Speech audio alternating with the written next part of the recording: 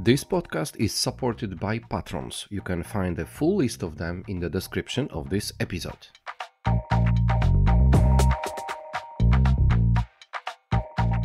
Hello, listeners and viewers of Good Morning BSS World podcast. This is Wiktor, Doktor, and here today we are having another episode where we are going to go deeper into Ukrainian IT industry. Today, we are going to focus on new company who wasn't present so far in my podcast. And my special guest today is Maxim Pochebut. Hi, Maxim. How are you? I am fine. Hi, all. Thank you so much for invitation. And I'm really happy to be here and to share any thoughts. And I hope it will be a great talk today. Thank you very much for accepting my invitation. And let's tell us a little bit about yourself, who you are on a daily basis and which company you are at. I have several heads, as I usually said. My main head, I'm a chief learning officer at Sigma Software Group. This is a very unique position for Ukrainian market. Also, I'm a PhD and associate professor, so I had several streams in different universities for students. I'm a lecturer. I'm a certified project manager and PMP. And also I'm academic director at SET University in Kyiv. This is my main responsibilities. But also I am very deeply related with EdTech market in Ukraine because last year we founded the new association in Ukraine, EdTech Ukraine Association. So I'm a board member. So you see a lot of heads, but mostly focused with the corporate education, corporate segment and IT industry. But Sigma Software family, this is our main focus. So I believe you must be a very busy man on a daily basis. Yeah, so for this reason, I'm thank you for your invitation. This is such a switch into the very cool conversation. To be honest, it means that if you are so busy, this is myself who is honored actually having those few minutes of your time to share with us some thoughts and also the information which we are going to go deeper within today's talk. And talking about that, those episodes which we are running together in partnership with IT Ukraine Association have also one fixed element, and this one is actually to have update of what is going on in general in Ukrainian IT industry. Can you tell us what is happening currently in your industry? Yeah, our industry, this is one of the top industry in Ukraine in general during the last maybe 10 years in the focus of development and the contribution to the general contribution to the economy. Unfortunately, last 3 years, very tough years for Ukraine, we are not on the top level of our desire to grow. I mean, from capacity point of view, from the revenue point of view, and we've got the numbers from the different institutions, and we see that 3 years in a row we lost our positions in a growing market. But we try to keep our positions. First of all, we have good marks in this tough situation with the revenue, more than $6 billion of revenue to the local to our market IT industry. But the main things for us, this is a change in the landscape. It means that from my point of view, our industry was mostly focused on the service, outsourcing, and outstaffing type of business last 7 years. But these difficult circumstances and a new domain growing pushed us to reshape this landscape. It means that growing the product-oriented companies, growing the startups ecosystem, and creating a new type of business in a specific domain, such as a military tech, as example, could show us a new possibility and new capabilities for IT business and for the growing talent pool. It means for switching their focus and switching their future career path. And there may be a set point. This is a technology landscape changing. We are in a global market. We are not only local tough circumstances, but the new technology ABC. But I hope we will talk about this later. about artificial intelligence, cybersecurity, blockchain, push us to also change the technology stack and our solutions and services, for which we offer usually from Ukrainian market to the global players, something like that. Thank you very much. It's always good to have such updates, even though the industry, uh, together with other industries in Ukraine, are not having easy times, and Yes. the whole world knows about that. But even though I believe that IT industry is one of those who is very international, is very global, and you keep on running, providing the services not only to the local clients but also to the European international markets and so on and so on. So I will keep my fingers crossed actually to continue that, and hopefully the war is going to be over, and then you will be able to come back on a full scale to this service provisioning worldwide. But anyway, before that happened, we need to still go a little bit more deeper into the area which is closer to your heart, so your own business. So moving from the whole Ukrainian IT industry, we are now going into the Sigma software place where you are located. You mentioned you are the chief learning officer. I have put that down in here. Yes, this is unusual to have these kind of roles within the companies, but I connected with the education part, which you also mentioned in the very, Yes. very beginning. So, focusing on Sigma software, when the company was established, so how old is the business? More than 20 years. More than 20 years. We established in Kharkiv, our eastern region. This is our Ukrainian headquarter. From 2006, we are the part of big group of Sigma. This is a Scandinavian big Swedish group. And now we are Sigma Software Group. This is ecosystem, not only the company. Ecosystem of the companies which focused mostly focused on the high-tech sector. It's blockchain technology, software development, artificial intelligence, cybersecurity, design, any kind of testing solution, and education. In our ecosystem, we have a investment fund who could help new startups and new businesses to grow up on the early stages. Also, we developed incubators program for startups via our Sigma Labs ecosystem. And my favorite one, Sigma Software University. This is a company, also part of Sigma Software Group, which provide high-level services for businesses, for individuals on high-tech programs and trainings. Also in our group, there is companies such as Ideasoft and Aventir, who has a expertise, as I mentioned, in blockchain and a specific domains such as game dev industry too. So we have a very wide range of services, consulting, and we have more than 2,000 people all over the world. Our offices and development centers now work on a big scale in Latam, in USA, in Canada, in Europe. So, and we see the big picture how clients and how businesses dramatically changed. And I want to add to my previous message about the Ukrainian market that yes, the offers and clients relations changed dramatically. But last year we have more than 60 new clients, but this request changed a little bit. Maybe a little bit it's so soft definition. I mean, earlier you could have a request for big teams, for big solutions. Now, mostly you could see the request for let's try. Let's do this small step. We need maybe 2 5 guys for some specific feature.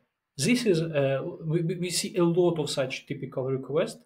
It means that clients and businesses and different corporations try to work with risks, try to work with their budgets, and they are very sensitive to spending funds on the digital transformation solutions. You already covered a number of topics which I wanted to go a little bit deeper with you, but it's good. So we have a good introduction to the whole discussion. You mentioned you started in Kharkiv. Yes. And now, from the perspective of 20 years of your market activities, where are you based in Ukraine and outside of Ukraine? You mentioned few continents already and few countries, but within Ukraine, is it only Kharkiv where your company has your offices, or maybe it's wider? Yes, it's Kharkiv, this is Kyiv, Lviv, Ivano-Frankivsk, Odessa. We covered all of the cities. The COVID helps us to be agile in this world, especially for IT market. And we opened our offices in big cities. Also, I forgot to mention Dnipro, our very, very big city and the development center. A core team of our engineers are distributed all over the Ukraine, but we also transferred our risks, transferred our expertise to Poland, to Romania, to Portugal. Try to work with the local talent pool. So, if you see this podcast and if you see the possibility and desire to work with a big company such as Sigma Software, please join us. Try to find our services, try to find our open positions, and we will be ready to collaborate. So you mentioned Ukraine and some of the European countries. Do you have offices somewhere on other continents? We have offices in Brazil, we have offices in Canada, in USA, and I open maybe some curtains here. We plan to expand our presence in Asia. So this month we have an event in Uzbekistan also, and this is a very interesting opportunity. Yeah, Uzbekistan seems to be very interesting destination. The IT, IT park, which is located over there, is very, very active in becoming attractive for IT companies, especially for IT companies. But Yes. anyway, we are not focusing on Uzbekistan now. Uh, we know already where your offices are located. So now let's move to your clients, to your global clients. Are they coming usually from the States or from the Western Europe, or maybe you have other destinations from where the clients are coming, which you are supporting? And also within this answer, I would kindly ask you to share with us which industries you are supporting. So maybe there are some core ones where you are focusing your activities. Thank you so much. As I mentioned before, we are big part of a big group of companies named Sigma from Sweden. It means that we have a lot of clients from Scandinavian countries. Um, Also, the second maybe big region it's European market, Great Britain, Germany, and US market is Canada. These maybe four big sectors I could highlight. If you talk about the business domains, they are so different. First of all, this is a big manufacturers of automotive. Also, there are a lot of things related with blockchain independently of business domain because from the startups till the big corporations, they have possibility and they have a desire to implement some things based on blockchain. Also, we work deeper, as I mentioned, through our investment fund with the startups which need the solutions here and now and fast. Also, uh, automotive and testing, automating testing services we provide for the big corporations in different domains, such as aviation, as example, for the it's open and the Swedish Airlines. This is one of the big our customer. Now we could see a lot of demands for digital transformation for the small insurance companies and companies related with education too, because also this is as I mentioned, this is my favorite topic. And In Ukraine, there is a growing market because the military tech domain is our focus on defense the country, and the military tech has a lot of interesting insights. But all of these things related with cybersecurity. We have a very strong expertise in cybersecurity department, but in education and cybersecurity too, because cybersecurity is everywhere. And Somebody wants to increase capacity and to establish specific POCs. and we could help them to consult and to establish these things on the hardware. Also, it's very interesting domain. It's Internet of Things. So we have a department related with mm, uh, maybe I could say hardware things, which would help in automotive, especially industry, and a very strong expertise with clients based on Microsoft technologies. We are one of the main partner of the Microsoft for their solutions and any kind of services, and have a very cool and great pool of experts related with such type of domain. So we already know where your offices are, from which markets are coming your clients, what kind of services you are supporting them. And now let's go to your talent pool. So how many people are standing behind that? So I know that this is a huge ecosystem with several entities, which you already mentioned in here, but how many people do you have? We have more than 2,000 talents all over the Europe. The main part of them situated in Ukraine and Poland. Other teams distributed in countries mentioned before. And we work very deeply with them because um, our Ukrainian roots helps us to increase this talent pool very dramatically last 5 years. But due to war, we uh, a little bit changed our strategy because we have more than 50 universities in collaboration in all over the world. We have a very good and stable system of talent management, of learning management, and we invest a lot to our talents and attract them from the new regions for us. And we have a lot of challenges because we, as a Ukrainian international Ukrainian company, became more international. And multicultural factor now is also challenging for us to attract people from all over the world to work together, to establish new teams, to deliver solutions with the teams distributed in the different countries. This is a challenge for any kind of companies, but for us and for talents growth, it's very critical. So now talking about the talent pool and about the education, you have in your ecosystem something named Sigma Software University. Yes. Let's focus on it a little bit. So what does this university do? Yeah, I'm head of this university. I have a team. The main focus of the Sigma Software University, first of all, was to provide high-level services for our internal purpose. It means for skill up our talents, for providing them solutions from external market and try to find the trainers or internal capacity for creating the programs for talent management, performance management, for development competence centers to find the new clients, to change the hard skills, maybe for some talent pools. But later, Sigma Software University became a business. Now it's a business too, and we deliver the same services for our clients.